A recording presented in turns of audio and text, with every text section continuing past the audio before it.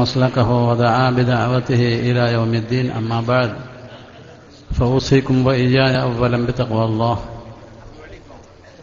ബഹുമാന്യരായ സയ്യിദ് ഹൈദർ അലി ശിഹാബ് തങ്ങളവർകളെ, മറ്റു സാദാത്തുമാരെ, ദാറുൽ ഹുദ general secretary ചമ്മുക്കൻ Kunjappu Haji, ഖജാൻജി Sayyid Alavi Haji, അനുസ്മരണ പ്രഭാഷണം നിർവഹിക്കുന്ന സെയ്ദ് മഹദ് നിസാമി, മറ്റു സാദാത്തുമാർ, പണ്ഡിതന്മാർ, പൗരപ്രമുഖർ, സഹോദരങ്ങളെ, സഹോദരിമാരെ, യുവജന വിദ്യാർത്ഥി സുഹൃത്തുക്കളെ, സത്യവിശ്വാസികൾ,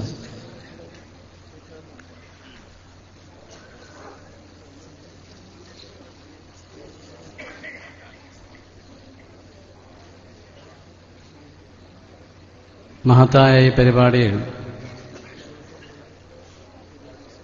സന്നിഹിതരായി പങ്കെടുത്ത് അനുഗ്രഹീതരാകാനെത്തിയ ഓരോ വിശ്വാസിയും സ്വയം നിയന്ത്രിതരാകണമെന്ന് ആദ്യമായി വളരെ വിനയത്തോടുകൂടി ഉണർത്താൻ ഞാൻ ആഗ്രഹിക്കുകയാണ്.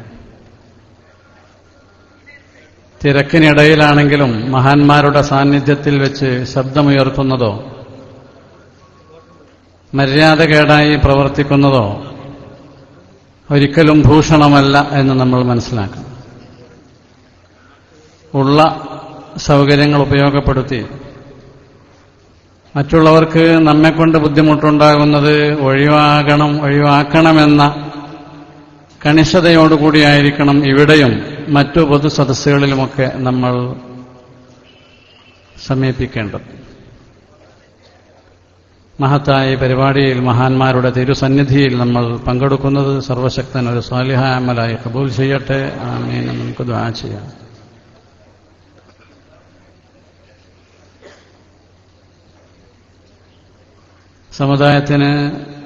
സമൂഹത്തിന് ആത്മീയമായ വെളിച്ചം നൽകുന്ന മഹാന്മാർ സാധാരണക്കാരായ ആളുകളുടെ കണ്ണിൽ അവർ അപ്രശസ്തരോ അപ്രസക്തരോ ആയിരിക്കും. മഹാന്മാരായ അമ്പിയാക്കളുടെയും മുർസലീങ്ങളുടെയും ഒക്കെ പിന്മുറക്കാരായി അമ്പിയാ മുർസലീങ്ങൾ ചെയ്തിരുന്ന മഹത്തായ ധർമ്മം നിർവഹിക്കുന്നവരാണ് പിൽക്കാലക്കാരായ സ്വഹാബികൾ, താബിഈങ്ങൾ, ഔലിയാക്കൾ, ആരിഫീങ്ങൾ, സാഹിദീങ്ങൾ, മുർഷിദീങ്ങൾ, മശായിഖുമാർ തുടങ്ങിയുള്ള ഉന്നത വ്യക്തിത്വങ്ങൾ.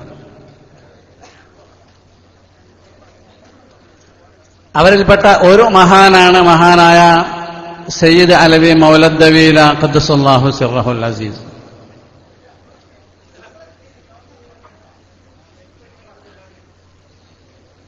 മഹാനവറുകളുടെ ആഗമം കൊണ്ട് കേരളീയരായ നാം തികച്ചും അനുഗ്രഹീതരായി എന്ന് വളരെ കൃതജ്ഞതയോടുകൂടി നാം അനുസ്മരിക്കേണ്ടതുണ്ട്. നബി സല്ലല്ലാഹു അലൈഹി വസല്ലമ തങ്ങളുടെ കാലത്ത് തന്നെ ഇസ്ലാം മതം വന്നെത്തി കേരളത്തിൽ എന്നതിൽ നിങ്ങൾ ഏറ്റവും അധികം അഭിമാനിക്കേണ്ടവരാണ് എന്ന് 3 ദിവസം മുൻപ് മലേഷ്യയിൽ ഞങ്ങൾ ഇന്ന് നമ്മുടെ പരിപാടിയിൽ സംബന്ധിക്കുന്ന അത്തിപ്പറ്റ ഉസ്താദ്, സ്റ്റേജിൽ ഉപവിഷ്ടനായ സയ്യിദ് VP പൂക്കോയ തങ്ങൾ, വിനീതനായ ഞാൻ, നമ്മുടെ കേരളത്തിൽ നിന്നുള്ള വേറെ ചില ആളുകളൊക്കെ പങ്കെടുത്തൊരു സദസ്സിൽ ഒരു മലേഷ്യക്കാരനായ ഒരു പണ്ഡിതൻ അനുസ്മരിച്ചത് ഞാനിപ്പോൾ ഇവിടെ നിങ്ങളുടെ മുൻപിൽ ഓർക്കുകയാണ്. അങ്ങനെ നബി സല്ലല്ലാഹു അലൈഹി വസല്ലമ തങ്ങളുടെ കാലത്ത് തന്നെ ഇസ്ലാം വന്നെത്തി. ആ ഇസ്ലാമിന്റെ പ്രബോധനത്തിന്റെ തുടർച്ചയ്ക്ക് വേണ്ടിയാണ് പിൽക്കാലക്കാരായ സഹാബികളും താബിഈങ്ങളും തബഉ താബിഈങ്ങളും ഒക്കെ കേരളത്തിലേക്ക് വന്നത്.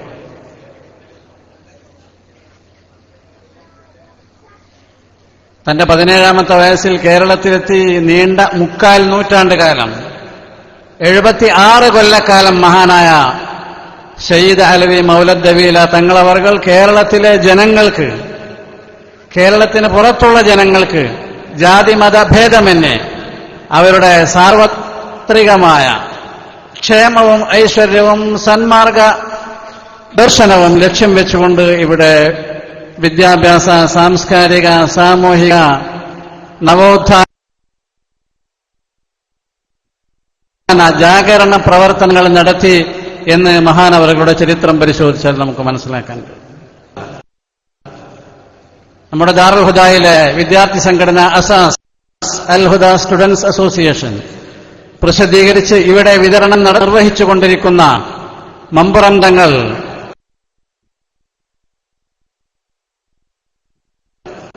ജീവിതം ആത്മീയത പോരാട്ടം എന്ന ബൃഹത് മഹാ മാത്രം 3/4 നൂറ്റാണ്ടുകാലം ഈ കേരളക്കരയിൽ നേരത്തെ ഞാൻ സൂചിപ്പിച്ചതുപോലെയുള്ള നാനാതല സ്പർശിയായ പ്രവർത്തനങ്ങൾ നടത്തി എല്ലാ ജനവിഭാഗങ്ങൾക്കിടയിലും സമാദരണീയനായി, അവരുടെ കണ്ണിലുണ്ണിയായി, അവരുടെ ആദരങ്ങൾക്ക് പാത്രമായി എന്നത് തന്നെ മഹാനായ സയ്യിദ് അലവി മൗലദ്ദവീല തങ്ങളവരുടെ ഒരു കറാമത്ത്.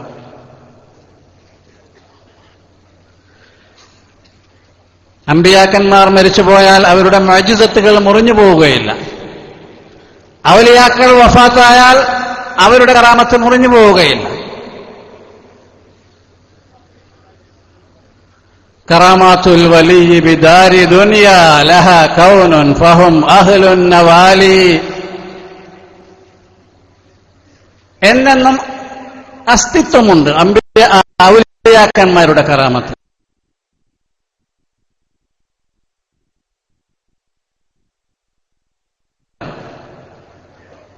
വലിയ മഹത്തായ സത്യത്തിന്റെ പന്ഥാവ് കണ്ടെത്താൻ കഴിഞ്ഞിട്ടില്ലാത്ത ആളുകളെ കൈപിടിച്ച് സത്യത്തിന്റെ വഴിയിലേക്ക് വെളിച്ചം പകർന്ന് അവരെ നയിക്കുകയായിരുന്നു മഹാന്മാർ ചെയ്തിരുന്നത്. അതുകൊണ്ട് തന്നെ അള്ളാഹുവിന് വേണ്ടി ജീവിച്ചവരാണവർ, അള്ളാഹുവിന്റെ പ്രീതി ലക്ഷ്യം വെച്ചവരാണവർ, അള്ളാഹുവിന് വേണ്ടി ജിഹാദ് ചെയ്തവരാണവർ. ജിഹാദ് എന്ന് പറഞ്ഞാൽ അള്ളാഹുവിന് വേണ്ടി മറ്റുള്ളതൊക്കെ ഒഴിവാക്കുക. വല്ലദീന ജാഹദൂ ഫീനാ ലനഹ്ദിയന്നഹും സുബുലനാ വഇന്നല്ലാഹ ലമഅൽ മുഹ്സിനീൻ. അങ്ങനെയുള്ള ത്യാഗോജ്വലമായ പ്രവർത്തനങ്ങൾ ചെയ്യുന്ന ആളുകൾ ലനഹ്ദിയന്നഹും സുബുലനാ, അവരുടെ വഴി നാം വെട്ടിത്തെളിച്ചു കൊടുക്കുക തന്നെ ചെയ്യും. വഇന്നല്ലാഹ ലമഅൽ മുഹ്സിനീൻ, പുണ്യവാന്മാരോടൊപ്പമാണ് അല്ലാഹു.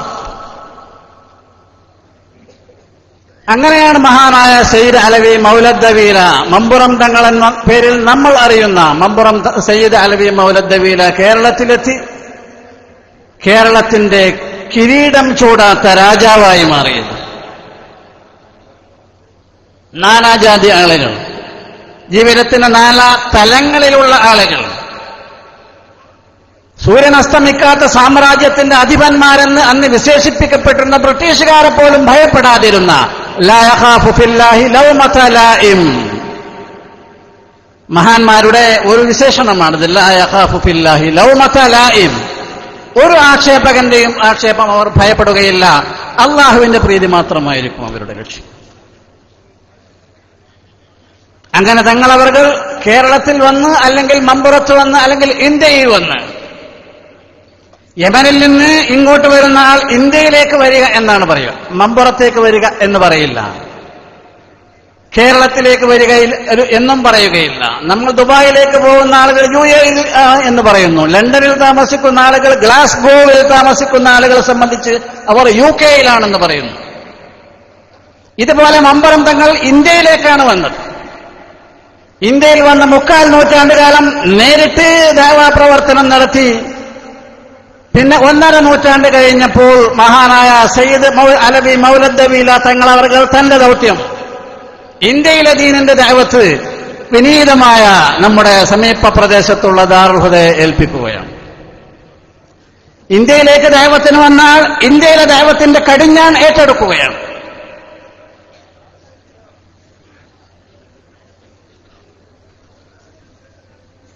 (1999) നവംബർ മാസം 27-ാം തീയതി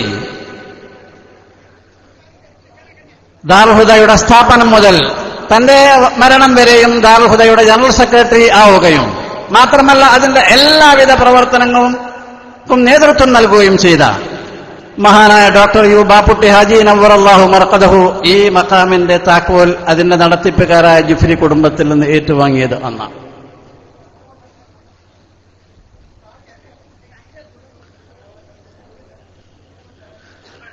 യാദൃച്ഛികമെന്ന് പറയാം, ആ കൊല്ലം തന്നെയാണ് ദാറുൽ ഹുദയിൽ കേരളത്തിന് പുറത്തു നിന്നുള്ള ഇന്ത്യയിലെ വിവിധ സംസ്ഥാനങ്ങളിൽ നിന്നുള്ള വിദ്യാർത്ഥികളെ സ്വാഗതം ചെയ്തുകൊണ്ട് നാഷണൽ ഇൻസ്റ്റിറ്റ്യൂട്ട് അല്ലെങ്കിൽ ഉറുദു മീഡിയം എന്ന് പറയുന്ന കോഴ്സ് തുടങ്ങുന്നത് 1999 തന്നെയാണ്. 1999 തന്നെയാണ് മമ്പുറം മഖാമിന്റെ താക്കോൽ ദാറുൽ ഹുദ ഏറ്റുവാങ്ങുന്നത്. ഇത് യാദൃച്ഛികതയാണ്. പക്ഷേ ഇതിന്റെ പിന്നിൽ ചില രഹസ്യങ്ങളുണ്ട് എന്ന് ന്യായമായി നാം മനസ്സിലാക്കണം. ഇന്ത്യ രാജ്യത്ത് 28 സംസ്ഥാനങ്ങളുണ്ട്. ഇതിൽ 16 സംസ്ഥാനങ്ങളിൽ ദാറുൽ ഹുദയിൽ നിന്ന് അറിവ് പഠിച്ചു പോയ ആളുകൾ ദീനി ഖിദ്മത്ത് വിദ്യാഭ്യാസ സേവനങ്ങൾ ചെയ്തുകൊണ്ടിരിക്കുന്നു. മമ്പുറത്തെ തങ്ങൾ എങ്ങനെയാണ് ഇന്ത്യയിൽ ദഅവത്ത് നടത്തുന്നത് എന്നതിന്റെ ഒരു ഉദാഹരണമാണ് ഞാൻ ഈ പറയുന്നത്.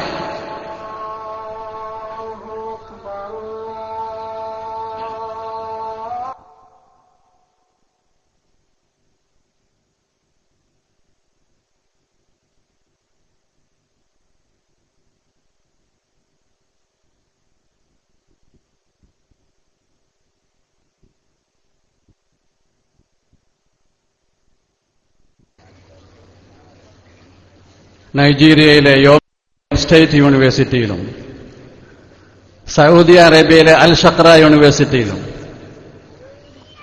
മസ്കത്തിലെ അൽ മുസന്ന ടെക്നിക്കൽ ഇൻസ്റ്റിറ്റ്യൂട്ടിലുമൊക്കെ ഇന്ന് ദാറുൽ ഹുദയിൽ നിന്ന് പഠിച്ച ഹുദവികൾ ഉസ്താദുമാരായി സേവനം ചെയ്തുകൊണ്ടിരിക്കുന്നു. GCC രാജ്യങ്ങളിലും മറ്റു പല വിദേശ രാജ്യങ്ങളിലും വിദ്യാഭ്യാസ രംഗത്തും മത പ്രബോധന രംഗത്തുമൊക്കെ അൽഹംദുലില്ലാ ദാറുൽ ഹുദയുടെ സന്തതികൾ ഇന്ന് സേവനം ചെയ്തുകൊണ്ടിരിക്കുന്നു. മഹാനായ തങ്ങളവർകൾ ജീവിതം ദീനിനു വേണ്ടി ഒഴിഞ്ഞുവെച്ചതുപോലെ ദാറുൽ ഹുദ ദീനിനു വേണ്ടി ഒഴിഞ്ഞുവെക്കപ്പെട്ട മഹത്തായ സ്ഥാപനമാണ്. മാത്രമല്ല, ഒരു 1.5 നൂറ്റാണ്ടുകൾക്ക് ശേഷം മഹാനായ സയ്യിദ് അലവി മൗലദ്ദവീല തങ്ങളവർകൾ 1844 വഫാത്തായി. 1852 മാർച്ച് മാസം 19 തങ്ങളുടെ ഏകപുത്രൻ സയ്യിദ് ഫളൽ പൂക്കോയ തങ്ങൾ നേരത്തെ സൂചിപ്പിച്ച സൂര്യനസ്തമിക്കാത്ത സാമ്രാജ്യത്തിന്റെ പൊറുതി മുട്ടിക്കൽ മൂലം ഇവിടെ നിന്ന് പോയി, അല്ലെങ്കിൽ അദ്ദേഹത്തെ ആ മഹാനവർകളെ അവർ നാടുകടത്തി. അങ്ങനെ ആ കുടുംബവും ഇവരുടെ പിതാമഹന്റെ ആസ്ഥാനവുമായുള്ള ബന്ധം തന്നെ വിച്ഛേദിക്കപ്പെട്ട് കിടക്കുകയായിരുന്നു. സയ്യിദ് ഫളൽ തങ്ങളുടെ മക്കൾ പലരും മമ്പുറത്തേക്ക് വരാൻ ശ്രമങ്ങൾ നടത്തി, ഒക്കെ പരാജയപ്പെട്ടു. അതൊക്കെ നീണ്ട കഥകളാണ്, സൂചിപ്പിക്കാൻ പോലും ഇവിടെ സമയമില്ല. ഞാൻ പറയാൻ പോകുന്നത് 4 വർഷങ്ങൾക്ക് മുൻപ് ഈ പരമ്പരയിലെ 2 പൗത്രന്മാരെ സ്വീകരിക്കാൻ ദാറുൽ ഹുദ ഇസ്ലാമിക് യൂണിവേഴ്സിറ്റിക്കാണ് സൗഭാഗ്യം ലഭിച്ചത്. കേരളത്തിലെ മലയാളത്തിലും അല്ലാത്ത ഭാഷകളിലുമുള്ള വാർത്താമാധ്യമങ്ങൾ അവരുടെ ആഗമം സംബന്ധിച്ച റിപ്പോർട്ടുകൾ പ്രസിദ്ധീകരിച്ചിരുന്നു. മമ്പുറത്തും മറ്റു പല സ്ഥലങ്ങളിലും ദാറുൽ ഹുദയിലുമൊക്കെ അവർക്ക് സ്വീകാര സമ്മേളനങ്ങൾ നൽകിയിരുന്നു. ഒരാളുടെ പേര് സഹൽ, മറ്റൊരാളുടെ പേര് സാഫി ബിൻ സൈനുൽ ആബിദീൻ എന്നായിരുന്നു. കുറെ ആളുകൾ ഓർക്കുന്നുണ്ടാകും. ഒരാളൊരു പൊക്കമുള്ളയാൾ, അദ്ദേഹത്തിന്റെ പേരാണ് സഹൽ, പിതാവിന്റെ പേര് ഫളൽ. സഹൽ ബിൻ ഫളൽ ബിൻ ജാഫർ ബിൻ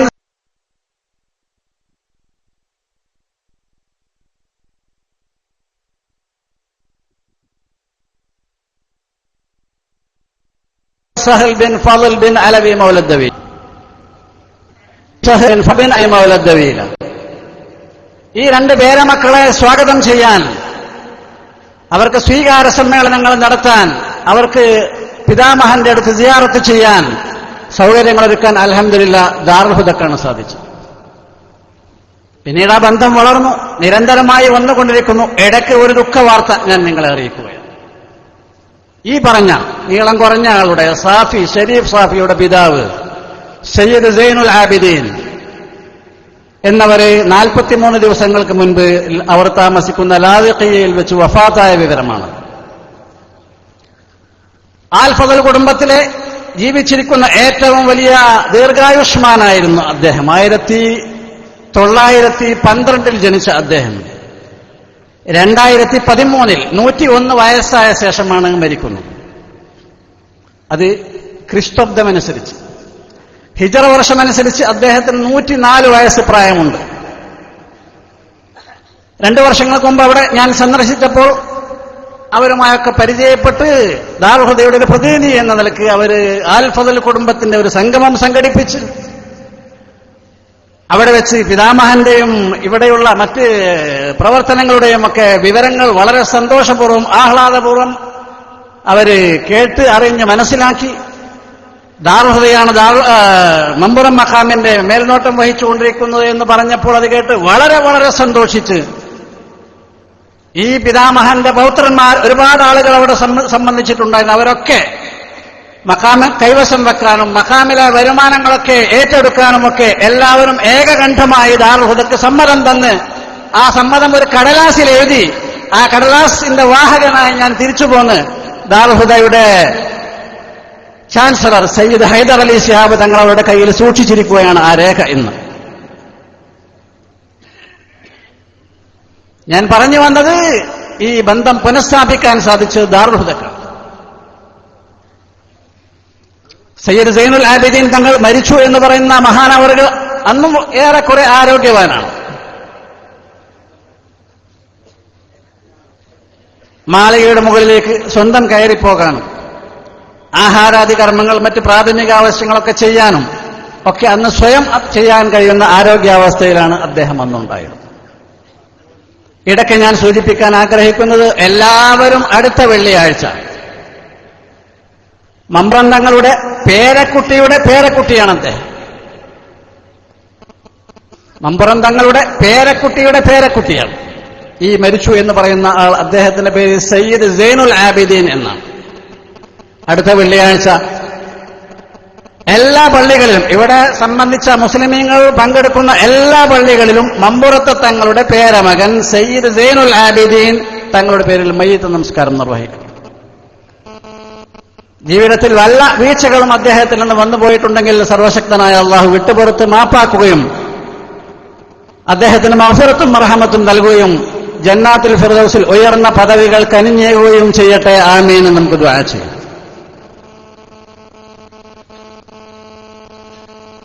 സയ്യിദ് സൈനുൽ ആബിദീൻ, ആ പേര് ഒന്ന് കുറിച്ചു വെക്കുക, ആവശ്യമുള്ളവർ അല്ലാത്തവർ ഓർമ്മ വെക്കുക. മമ്പുറത്തെ തങ്ങളുടെ പേരമകന്റെ പേരമകൻ സയ്യിദ് സൈനുൽ ആബിദീൻ തങ്ങളുടെ പേരിൽ മയ്യിത്ത് നമസ്കരിക്കണം.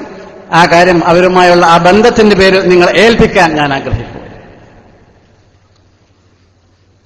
അങ്ങനെ അൽഹംദുലില്ലാഹ് 1983 ഡിസംബർ 25 ദാറുൽ ഹുദക്ക് ശിലാസ്ഥാപനം നടന്നു. 1986 ജൂൺ മാസം 25 ദാറുൽ ഹുദയിൽ ക്ലാസ് തുടങ്ങി. 29ാമത്തെ വിദ്യാഭ്യാസ വർഷത്തിലാണ് ദാറുൽ ഹുദ ഇന്ന് ഓടിക്കൊണ്ടിരിക്കുന്നത്. ഇൻഷാ അല്ലാഹ് അടുത്ത ഫെബ്രുവരി 22, 23 തീയതികളിൽ ദാറുൽ ഹുദ അതിന്റെ സനദ് ദാന സമ്മേളനം നടത്താൻ ഉദ്ദേശിക്കുകയാണ്. അള്ളാഹുവിന്റെ ദീനിന്റെ സന്ദേശം ലോകത്തിന്റെ നാനാഭാഗത്തും എത്തിക്കാൻ യോഗ്യതയും അർഹതയും കഴിവുമുള്ള യുവ പണ്ഡിതന്മാരെ തയ്യാറാക്കുകയാണ് ദാറുൽ ഹുദ ചെയ്യുന്നത്. ഭൗതികമായ താൽപര്യങ്ങൾ ഈ സ്ഥാപനം നടത്തുന്നതിൽ, ഈ സ്ഥാപനം സ്ഥാപിച്ചതിൽ, നടത്തിക്കൊണ്ടുപോകുന്നതിൽ ഇല്ല. പല സ്ഥാപനങ്ങളും പിരിവ് നടത്താനും അല്ലെങ്കിൽ പിരിവ് നടത്തുന്ന ആളുകൾക്ക് കമ്മീഷൻ കൊടുക്കാനും ഒക്കെ സ്ഥാപനങ്ങൾ നടത്തുന്നുണ്ടാകാം. എന്നാൽ ഈ ശിലാസ്ഥാപനം നടന്ന 1983 മുതൽ ഇന്ന് വരെ ഒരു 10 പൈസ അല്ലെങ്കിൽ ₹1, ₹5 കമ്മീഷൻ വകയിൽ ഒരാൾക്കും ദാറുൽ ഹുദ നൽകിയിട്ടില്ല എന്നത് തന്നെ ദാറുൽ ഹുദയെ വേറിട്ട് നിർത്തുന്ന ഒരു ഘടകമാണ് എന്ന് വളരെ വിനയത്തോടുകൂടി ഇവിടെ അനുസ്മരിക്കാൻ ഞാൻ ആഗ്രഹിക്കുന്നു. കാരണം നിങ്ങൾ ദാറുൽ ഹുദക്ക് ₹100 കൊടുത്താൽ ₹100 ദാറുൽ ഹുദക്ക് കിട്ടണമെന്നാണ് ദാറുൽ ഹുദ സ്ഥാപിച്ചവരുടെയും ഇന്ന് നടത്തിക്കൊണ്ടിരിക്കുന്നവരുടെയും ഒക്കെ വിശ്വാസം. ₹100 നിങ്ങൾ കൊടുത്താൽ ₹50 ഞാനെടുക്കുക, ഞാൻ പിരിവേറിനാണ്, ₹50 അവിടെ കൊണ്ടുപോയി കൊടുക്കുക. ഈ വിഭജിച്ച് സ്വായത്തമാക്കാനുള്ള അർഹത അത് ഇല്ല എന്ന ദാറുൽ ഹുദ വിശ്വസിക്കുന്നു. അതുകൊണ്ടൊക്കെ തന്നെയാണ് ഇങ്ങനെ ഒരുപാട് സവിശേഷതകൾ അൽഹംദുലില്ലാഹ് ദാറുൽ ഹുദക്കുണ്ട്. അള്ളാഹുവിന്റെ ദീനിനു വേണ്ടി സ്ഥാപിതമായതാണ്.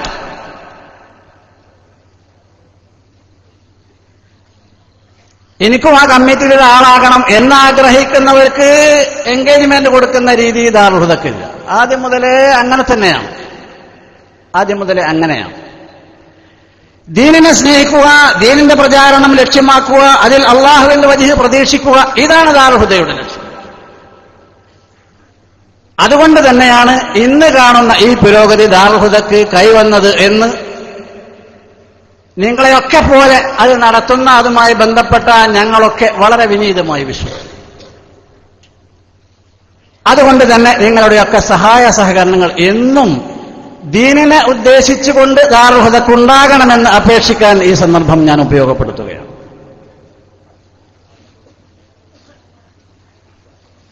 ഒരു ചെറിയ കുട്ടിയെ എടുത്ത് 12 കൊല്ലം അവനെ അവിടെ പഠിപ്പിച്ച് അവന് ഈമാൻ കാര്യങ്ങളും ഇസ്ലാം കാര്യങ്ങളും ഖുർആനും ഹദീസും ഫിഖ്ഹും തജ്വീദും തസവ്വുഫും താരീഖും കണക്കും സയൻസും സോഷ്യൽ സയൻസസും അറബിയും ഉറുദും ഇംഗ്ലീഷും മലയാളവും IT വിദ്യാഭ്യാസവും പ്രസംഗ പരിശീലനവും എഴുത്ത് പരിശീലനവും ഒക്കെ കാലഘട്ടത്തിനാവശ്യമുള്ള വിജ്ഞാനങ്ങളൊക്കെ നൽകി ഒരു മതപണ്ഡിതനെ പുറത്തിറക്കുകയാണ് ദാറുൽ ഹുദ ചെയ്യുന്നത്.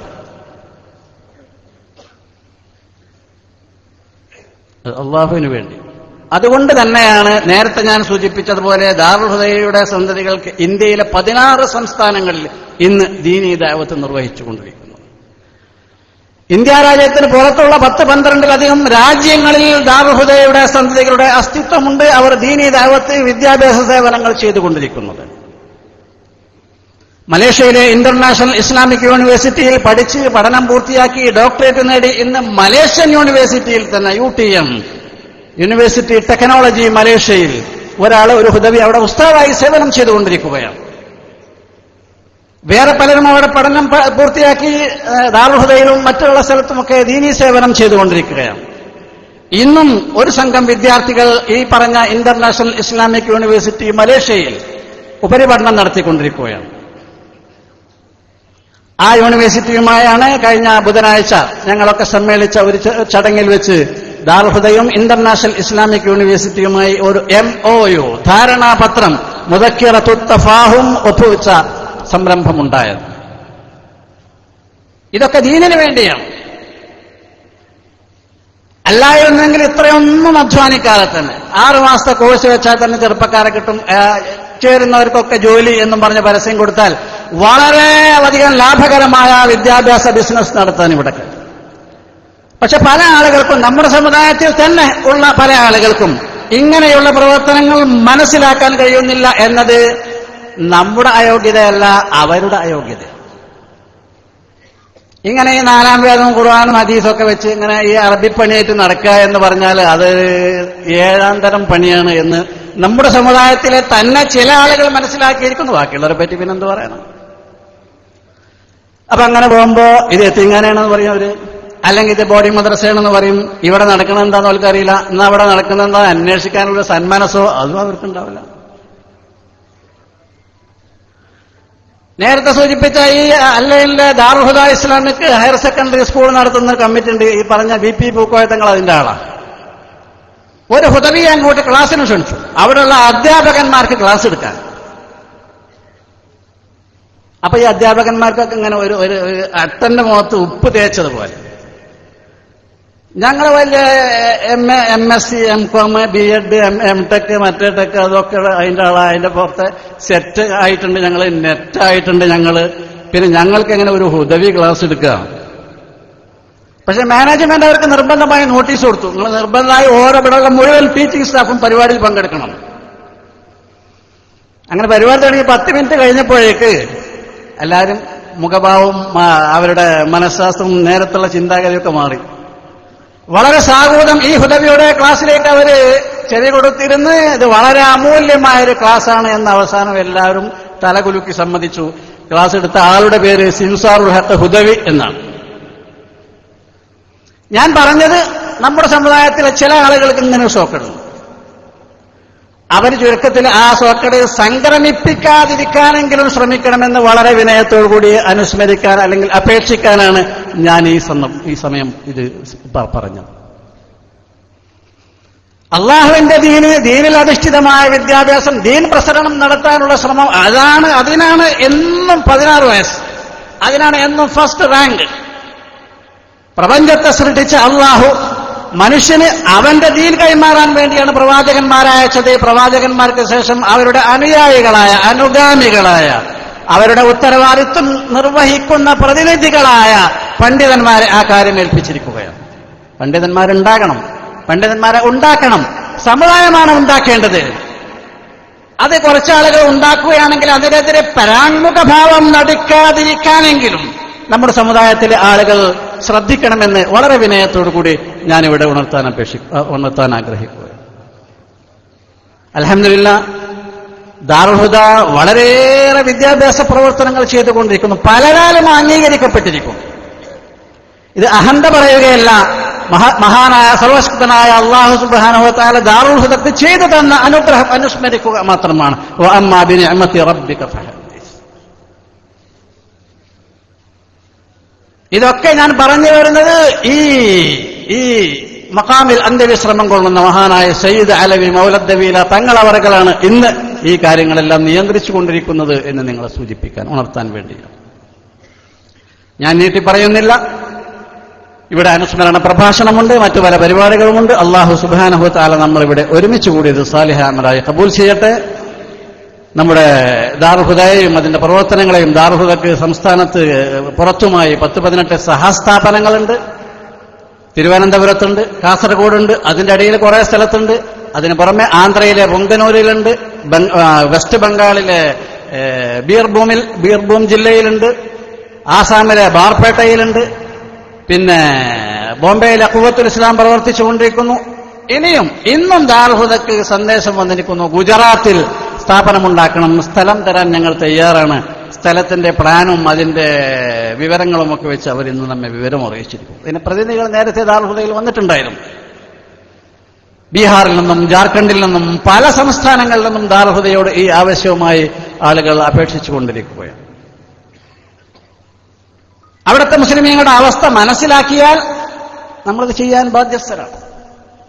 കേരളത്തിലെ മുസ്ലിമീങ്ങൾക്ക്, ചെറുപ്പക്കാർക്ക് അൽഹംദുലില്ലാഹ് തെറ്റുചാര നിസ്കരിക്കാൻ, ഫാത്തിഹ ഇഖ്ലാസും അതുപോലെ അത്യാവശ്യമുള്ള സൂറത്തുകൾ ഓതാൻ ഒക്കെ അറിവുള്ള ആളുകൾ. അവിടങ്ങളിൽ പോയി നോക്കിയാൽ ലാ ഇലാഹ ഇല്ലല്ലാഹ് മുഹമ്മദുർ റസൂലുള്ളാഹ് അല്ലെങ്കിൽ ഷഹാദത്ത് കലിമ ഉച്ചരിക്കാൻ പോലും അറിയാത്ത കോടിക്കണക്കിന് മുസ്ലിമീങ്ങളാണ് കേരളത്തിന് പുറത്തുള്ള ഇന്ത്യൻ സംസ്ഥാനങ്ങളിൽ പലയിടത്തുമുള്ളത്. ദാറുൽ ഹുദയുടെ പ്രതിനിധികൾ പലരും അവിടെ പോയി ഇതൊക്കെ നേരെ കണ്ണുകൊണ്ട് കണ്ട് ബോധ്യപ്പെട്ടതിന്റെ അടിസ്ഥാനത്തിലാണ് ഈ പറഞ്ഞ അതിവിദൂരമായ സ്ഥലങ്ങളിലൊക്കെ സ്ഥാപനങ്ങൾ നടത്താനും തയ്യാറായത്. ആ വിഷയങ്ങളൊക്കെ ദാറുൽ ഹുദയുടെ കമ്മിറ്റിയിൽ വെച്ച് കമ്മിറ്റി മെമ്പർമാരൊക്കെ ഏകോപിച്ച് തീരുമാനിച്ച് നമ്മൾ തന്നെ പൈസ കൊടുത്ത് ഭൂമി വാങ്ങി, നമ്മൾ തന്നെ നമ്മുടെ പണം കൊണ്ട് ബിൽഡിംഗ് ഉണ്ടാക്കി, അവിടെയുള്ള ഉസ്താദന്മാർക്ക് നമ്മൾ തന്നെ ശമ്പളം കൊടുത്ത്, വിദ്യാർത്ഥികൾക്ക് നമ്മൾ തന്നെ ഭക്ഷണം നൽകി. അൽഹംദുലില്ലാഹ്, ആന്ധ്രാപ്രദേശിൽ 5 ക്ലാസ്സിൽ വിദ്യാർത്ഥികൾ ഇന്ന് പഠിച്ചുകൊണ്ടിരിക്കുന്നുണ്ട്. 4 കൊല്ലം പൂർത്തിയായി 5ാമത്തെ അക്കാദമിക് ഇയർ, 5ാമത്തെ വിദ്യാഭ്യാസ വർഷത്തിലാണ് ദാറുൽ ഹുദയിൽ പുങ്കനൂരിലെ സബീലുൽ ഹുദ അറബി കോളേജ് പ്രവർത്തിച്ചുകൊണ്ടിരിക്കുന്നു. ബോംബെയിലെ ഖുവത്തുൽ ഇസ്ലാമിൽ 9-10 വർഷമായി നമ്മുടെ ദാറുൽ ഹുദയുടെ മാർഗദർശനവും സിലബസും അനുസരിച്ചാണ് അവിടെ പ്രവർത്തിച്ചുകൊണ്ടിരിക്കുന്നത്. വെസ്റ്റ് ബംഗാളിലെ ബീർഭൂമിൽ 1 കൊല്ലമായി നമ്മുടെ ക്ലാസ് അവിടെ നടന്നുകൊണ്ടിരിക്കുകയാണ്. അതിന്റെ പുറമെ നാട്ടിലുള്ള കുട്ടികൾക്ക് അലിഫും ബാവും നിസ്കാര പരിശീലനമൊക്കെ നടത്തിക്കൊണ്ടിരിക്കും. ആസാമിൽ നമ്മുടെ പ്രവർത്തനങ്ങൾ തുടങ്ങി, ഒരു ബിൽഡിങ്ങിന്റെ പണി പൂർത്തിയായി, ഇതിനോടനുബന്ധിച്ചുള്ള മറ്റ് പ്രവർത്തനങ്ങൾ നടന്നുകൊണ്ടിരിക്കുകയാണ്. അതോടൊപ്പം തന്നെ ഏകദേശം ഒരു 10 മാസം മുമ്പ് നമ്മളവിടെ മദ്രസ തുടങ്ങി. ആന്ധ്രയിലും തുടങ്ങിയിട്ടുണ്ട് മദ്രസ, ബംഗാളിലും തുടങ്ങിയിട്ടുണ്ട് മദ്രസ. എന്ന് പറഞ്ഞാൽ അറബി കോളേജ് അല്ലാത്തതിന് താഴെ ഉള്ളത് നടത്തും. 10 വയസ്സ്, 15 വയസ്സ്, 18 വയസ്സായ കുട്ടികൾക്ക് ഒന്നും അറിയില്ല. അലിഫ് ബാ അറിയില്ല, ബിസ്മില്ല അറിയില്ല, അല്ലാഹ് മുഹമ്മദ് അറിയില്ല. ഇവർക്കാണ് ഈ ഓത്തുപള്ളികൾ അല്ലെങ്കിൽ മക്തബുകൾ നടത്തിക്കൊണ്ടിരിക്കുന്നത്. ആന്ധ്രയിൽ 30 മദ്രസകളായി. പാഠപുസ്തകങ്ങൾ നമ്മൾ തന്നെ ഇവിടെ നിന്ന് അച്ചടിച്ച് അവിടെ കൊണ്ടുപോയി സൗജന്യമായി വിതരണം ചെയ്യുകയാണ്. ബംഗാളിലും അങ്ങനെയുള്ള മദ്രസകൾ തുടങ്ങുകയാണ്. ആസാമിൽ മദ്രസ തുടങ്ങി, അവിടെ ഇസ്ലാമിക വേഷവിധാനങ്ങൾ നടപ്പിലാക്കി അവർക്കത് പഠിപ്പിച്ചു കൊടുത്ത് അവിടെയുള്ള ഒരു പഞ്ചായത്ത് പ്രസിഡന്റ് പർദ്ദ ധരിക്കാൻ തുടങ്ങി 8 മാസം കൊണ്ട്. മാത്രമല്ല, പഞ്ചായത്ത് പ്രസിഡന്റ് മാത്രമല്ല, ഒരു വനിതയാണ് പഞ്ചായത്ത് പ്രസിഡന്റ്. പഞ്ചായത്ത് പ്രസിഡന്റ് മാത്രമല്ല, അവിടെയുള്ള നിരവധി പെൺകുട്ടികൾ പർദ്ദ ധരിക്കാൻ തുടങ്ങി. മാത്രമല്ല, ദരിദ്രനാരായണന്മാരായ അതീവ പാവങ്ങളായ ആളുകൾ ഞങ്ങൾക്കൊരു പർദ്ദ തരുമോ എന്ന് ചോദിച്ച് അവർ വന്ന് നമ്മോട് പർദ്ദ ആവശ്യപ്പെട്ടുകൊണ്ടിരിക്കുകയാണ്. ഇതാണ് ദാറുൽ ഹുദയുടെ പ്രവർത്തനം. അത് കൊട്ടിഘോഷിക്കാനോ അതിന്റെ കൂടെ കുറെ ആളുകൾ നടന്ന് അവിടെ പ്രചരണ പ്രവർത്തനങ്ങൾ നടത്താനോ ഒന്നുമുള്ള സംവിധാനങ്ങൾ ദാറുൽഹുദ ചെയ്യാറില്ല. അത് ദാറുൽഹുദയുടെ ലക്ഷ്യമല്ല. ദാറുൽഹുദയ്ക്ക് ഞാൻ നേരത്തെ സൂചിപ്പിച്ച ചില സവിശേഷതകളുണ്ട്, അതിൽപ്പെട്ട ഒന്നാണത്. അള്ളാഹുവിന് വേണ്ടി ചെയ്യുക, മുസ്ലിമീങ്ങൾക്ക് വേണ്ടി ചെയ്യുക, നമ്മുടെ സഹോദരങ്ങളാണ് എന്ന് മനസ്സിലാക്കി അവർക്ക് ദീനും ഹിദായത്തും കാണിച്ചു കൊടുക്കുക. ഇതാണ് ദാറുൽഹുദയുടെ ലക്ഷ്യം. അതുകൊണ്ട് ഞാൻ പറഞ്ഞു വരുന്നത്, നിങ്ങളൊക്കെ ദാറുൽഹുദയുടെ പുരോഗതിക്ക് വേണ്ടി ദുആ ചെയ്യണം. വിഭാഗത്തെയോ തകർക്കലോ അവരെ ചോദ്യം ചെയ്യലോ അല്ലെങ്കിൽ അവരെ ഇകഴ്ത്തി കാണിക്കലോ ദാറുൽഹുദയുടെ ലക്ഷ്യമല്ല. 1-ാം തീയതി ദാറുൽഹുദയുടെ ഉദ്ദേശ ലക്ഷ്യങ്ങൾ എന്തൊക്കെയായിരുന്നോ, അതിന്റെ വ്യവസ്ഥകൾ എന്തെല്ലാമായിരുന്നു, അത് തന്നെയാണ് ഇന്നും 29ാമത്തെ വർഷവും പിന്തുടർന്നുകൊണ്ടിരിക്കുന്നത്. അല്ലാഹു സുബ്ഹാനഹു വ തആല നമ്മുടെ സ്ഥാപനത്തെ അള്ളാഹുവിന്റെ ദീൻ ലോകത്തിന്റെ നാനാഭാഗത്തും എത്തിക്കുന്നതിന് വേണ്ടി ദൈനംദിനം പുരോഗതിയിൽ നിന്ന് പുരോഗതിയിലേക്ക് നയിക്കട്ടെ. ആമീൻ എന്ന് ദുആ ചെയ്ത് സമയദൈർഘ്യം ഭയന്ന് ഞാൻ എന്റെ വാക്കുകൾ സംഹരിക്കുന്നു. വാഖിറു ദഅവാന അനിൽ ഹംദുലില്ലാഹി റബ്ബിൽ ആലമീൻ. അസ്സലാമു അലൈക്കും വറഹ്മത്തുള്ളാഹി വബറകാതുഹു.